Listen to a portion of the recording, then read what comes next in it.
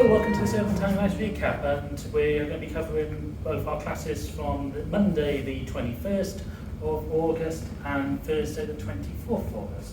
So we'll start off with the Monday class, where we looked at a different way of doing the cross and applying it to Malonga. So we were looking at what we call a thrown cross, which normally when we teach it looks something like this, to be able to get space and open up the embrace to build up, to be able to then move into other forms of tango or fusion or whatever you want to do with it. But what we were also looking at is normally when we lead this, we lead it in the traditional way of leading across by leading the chest and pivoting the follower through this. So what we had to do was introduce a new way of leading the follower into the cross. When we say a new way, a way we haven't taught it before. Other people do this. So if we just start off with a normal cross, going into the outside system of walking, when I step forward on my left foot, instead of opening the follower up so she'll have to pivot into the cross, we're going to lift the follower up and move our chest in a diagonal motion. So I'm moving my chest to my left, which places her into that front cross. I then have to pivot a little bit just to come out, but it gives a sort of more rhythmic cross. It's not the usual smooth cross that you get with a pivot.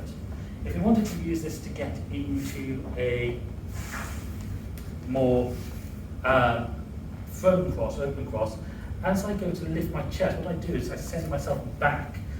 So I give her the momentum to go through, and I just let the embrace breathe and flex to create this this distance. And what this allows us then to do is find blocks to come out into options. What we can also do with this is then try and we apply this to Malonga because we've got this rhythmic structure. So we can go into a cross here, bring her out, and then I'm going to go to my right and put her into a cross there. And I can then chain these together. And what we get is like a little sort of jump and upwards motion, so you get a bit of flick to it, which makes it quite nice for Malonga, provided the floor's not too busy and you're not going to kick anybody. So that was the main part of the class. We also looked at, instead of sending my chest to the left when I do this, if I send my chest to the right, so in this case over there, what I do is send it up into a vallejo, and we can actually get this into a colgado position. But that's something for another day.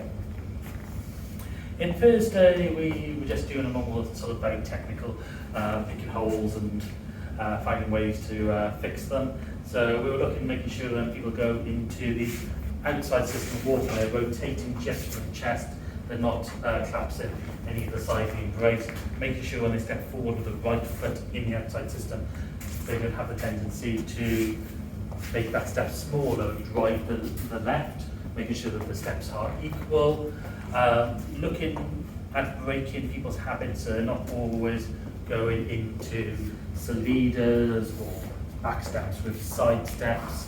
It's got flow to it, so seeing what happens if you turn, finding space to make this fluid movement with cicadas and stepping through the follower. So, can't really recap too much on that, it was very individual. But anyway, thank you for watching, and we look forward to seeing you in another class soon. Thank you for watching this Urban Tango Nights recap. If you like these videos, please subscribe to our channel by clicking the logo. You can find more of our class summaries down here, and other videos of us dancing tango over here.